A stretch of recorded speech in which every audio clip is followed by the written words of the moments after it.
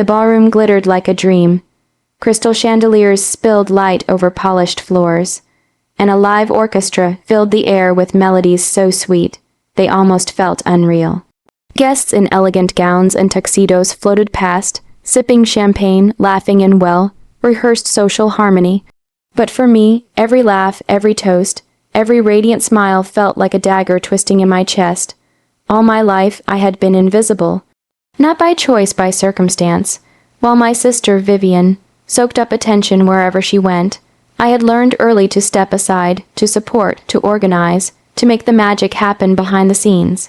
I ran the family's hotel empire when our father was away, solved crises nobody else noticed, and ensured every event under our name shimmered flawlessly. Yet no one ever noticed me, not truly. Today, of all days, I thought maybe things would be different. Vivian's wedding, it should have been a day of love, of unity, and perhaps, I hoped foolishly, a moment when my efforts might be acknowledged. But the moment I stepped into the main hall, carrying trays of champagne, setting glasses for the first toast, my heart sank. Vivian's eyes caught mine, and in that instant I understood the truth. She didn't see me, not as a sister, not as a person who had carried the weight of her dreams and our father's legacy, just staff. She said, loud enough for half the room to hear, her tone coated in disdain, a sneer curling the edges of her perfectly painted lips. The words hit me like a freight train. Just staff. I paused mid-step, the tray shaking in my hands. Guests glanced, startled by the sudden tension, and a few exchanged awkward smiles. My mouth went dry. All the years of loyalty, the late nights fixing hotel problems, the sleepless months organizing events, the sacrifices I had made so she could shine, reduced to a simple, dismissive phrase. Just staff. I wanted to speak. I wanted to cry. I wanted to scream, but none of it came. Instead, I walked on, moving like a ghost through the crowd, my face an icy mask, while my heart burned with humiliation. I dropped off trays, adjusted floral arrangements, and smoothed tablecloths with trembling hands. Every motion was mechanical, but behind my calm exterior a storm raged. After the ceremony, when Vivian floated past me, laughing with her new husband, I caught her gaze again. She didn't see me. She barely remembered my presence. I realized in that moment something crucial. She had no idea how much power I already held. She assumed her life's fairy tale was built entirely on her charm and our father's indulgence, blind to the fact that I had been the one keeping the foundation strong, unseen but unshakable. The rest of the evening blurred. Toasts, dances, photographers snapping frozen smiles. Every accolade she received, every compliment whispered about the elegance of her wedding, fueled the fire inside me. I wanted revenge. Not in loud, dramatic ways, but in quiet, precise measures that would show her, eventually, that the sister she scorned was not the powerless shadow she assumed.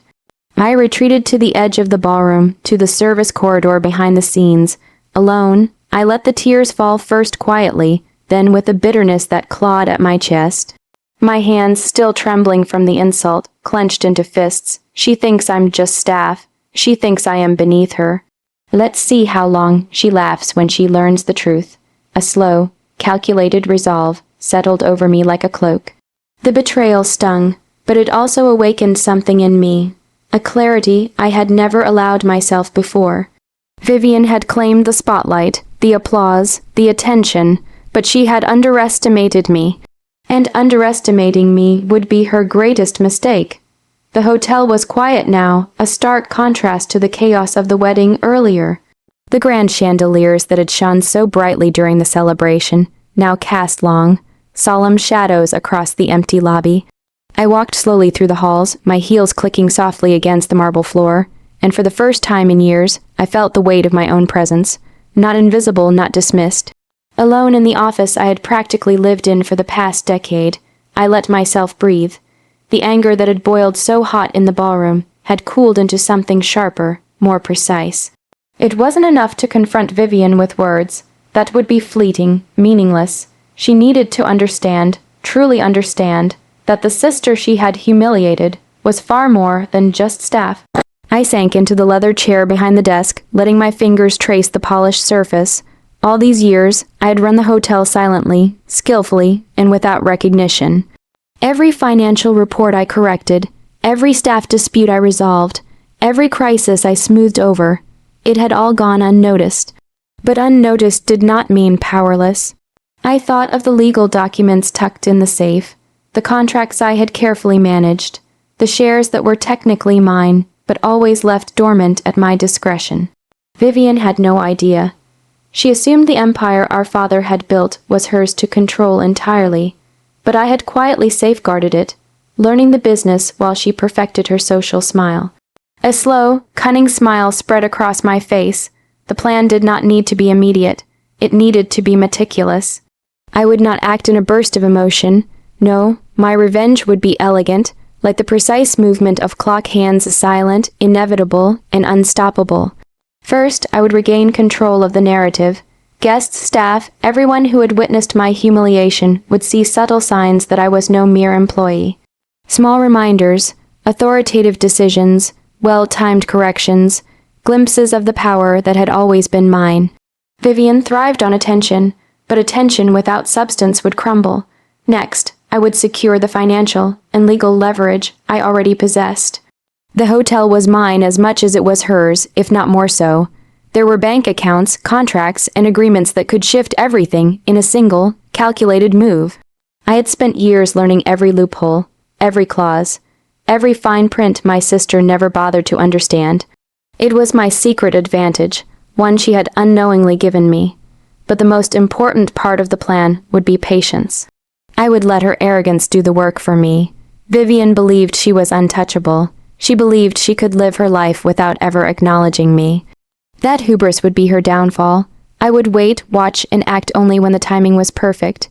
Sitting back in the chair, I allowed myself a small, darkly satisfied laugh. The thought of her face when reality finally struck when she realized that the sister she had humiliated was the true force behind the empire she claimed, made the anger and hurt of the wedding fade slightly replaced by anticipation. I stood, pacing the office as the plan crystallized in my mind. Every move I had made in the past years had been a piece of this larger puzzle, and now the moment had come to assemble it. I wasn't just reclaiming respect, I was asserting the truth that I had always been competent, capable, and indispensable, the truth that Vivian had been blind to the power that had always existed quietly, inexorably, just beneath the surface. Finally, I allowed myself to whisper the vow I had made silently in the ballroom. You will remember my name. You will remember who really owns this hotel, and when that day comes, you will know what it feels like to be dismissed, the way you dismissed me. With that, I left the office, walking through the halls with a calm confidence I had never felt before. The storm was coming, and this time, it would not be in whispers or glances. It would be absolute, undeniable, and unforgettable. The hotel hummed with life once more, but this time I walked through its halls with a new awareness, a quiet authority that no one dared question. Guests still smiled, staff still hustled, and the chandeliers sparkled as they always had. But now, every step I took carried weight. I had changed, not in the world's eyes, perhaps, but in my own, and soon the world would see too. It began with small things. A suggestion here, a correction there. Staff meetings were no longer perfunctory. I presided over them with precision, my calm confidence leaving no room for doubt. Waiters who once ignored me now stopped mid-step to listen when I spoke. Managers who once acted as if they were the decision makers deferred to my judgment. It was subtle, almost imperceptible, but I could see it in the way the staff now watched my every move, quietly acknowledging the power I wielded. Vivian, of course, remained oblivious. She fluttered through the hotel like a queen in a palace, smiling for the cameras, receiving compliments from guests and family alike. She continued to treat me as invisible, assigning me menial tasks with a careless tone. She didn't notice that every event she thought she controlled was being subtly redirected under my supervision. The signature cocktail she had chosen for her wedding reception, I had adjusted the recipe to perfection. The seating arrangement she had meticulously planned, I had smoothed out potential conflicts she hadn't foreseen. Every detail, every success, was quietly mine. It was the power of invisibility turned into strategy. I didn't need confrontation. I didn't need argument. I needed the truth to reveal itself, and slowly, inevitably, it began to do so.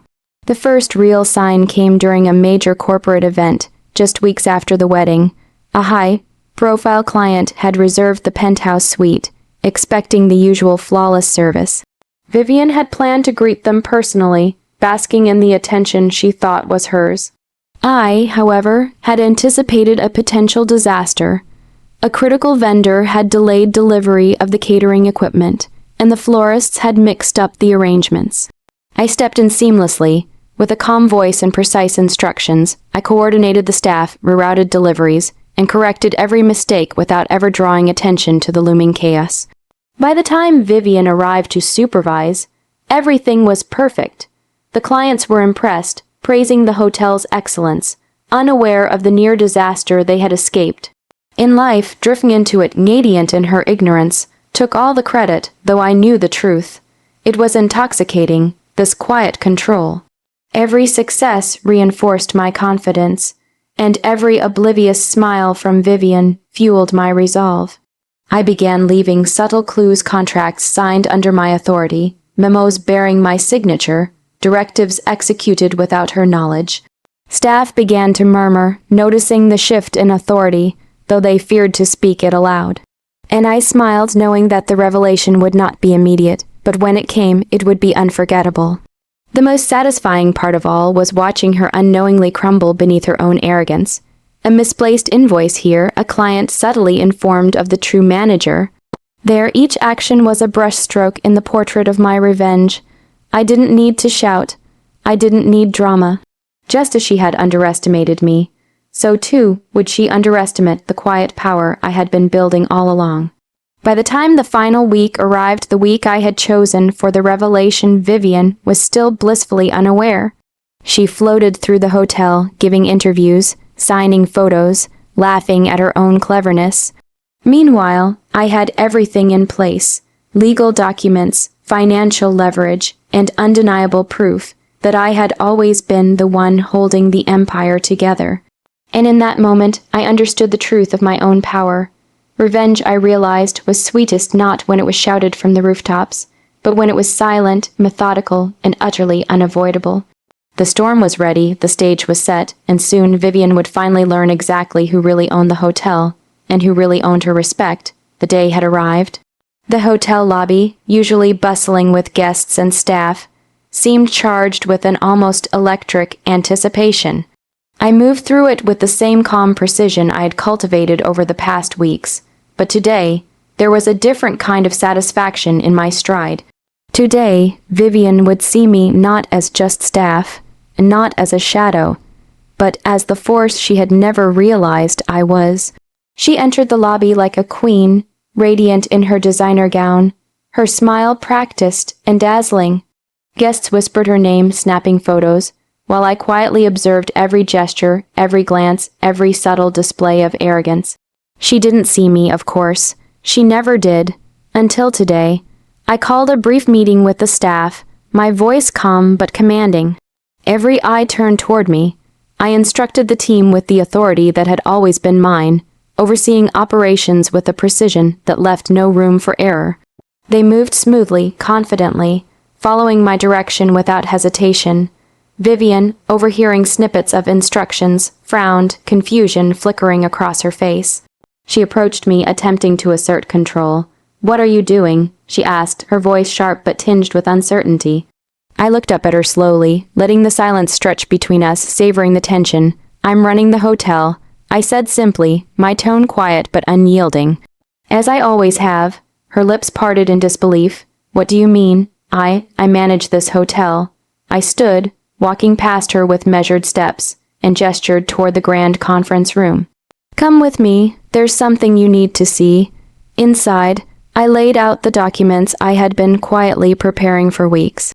Legal contracts, shareholder agreements, financial statements, all proving unequivocally that the hotel was under my control. Every account, every decision, every policy had been guided by my hand for years. Vivian stared, her carefully constructed composure unraveling as she scanned the papers, her hands trembling slightly. You own this," she whispered, disbelief choking her words. I nodded. "I always have. You may have been in the spotlight, but behind every successful event, every flawless operation, every satisfied guest, it was me who ensured it worked, not you." Tears welled in her eyes, a mixture of shock, humiliation, and perhaps a dawning respect. I thought I was in charge," she murmured. "You thought?" I corrected gently, my voice soft but firm. "You never questioned who really handled everything, and that's fine, but now you know, and I hope you understand something more important than ownership or power. Respect is earned, not assumed." The silence that followed was heavy, charged with years of unspoken frustration, sacrifice, and betrayal. Vivian's pride faltered as she finally confronted the truth she had ignored for so long. And in that quiet moment, I realized that revenge, carefully crafted, didn't require malice. It required clarity, patience, and inevitability. I turned back to the documents, closing them with a deliberate snap. "I'm not here to humiliate you further. I'm here to show you the truth. From now on, I expect acknowledgement, respect, and boundaries. That's all I've ever wanted." Vivian lowered her gaze, nodding slowly, her face pale but sober. The hotel was no longer just a stage for her vanity. It was a testament to my dedication, my intelligence, and my unwavering strength. She would remember this lesson for the rest of her life. As I left the room, a calm satisfaction settled over me. The storm had passed, but its impact lingered. I had reclaimed my power, asserted my worth, and finally shown the sister who had dismissed me that I was not just staff. I was the architect, the guardian, the true owner, and I had done it with patience, precision, and dignity. And as the hotel bustled around me, sparkling and alive, I allowed myself a rare, quiet smile. This was not just a victory over Vivian. It was a victory over every doubt, every slight, every moment I had been underestimated. I had endured. I had planned. And now, at last, I had triumphed.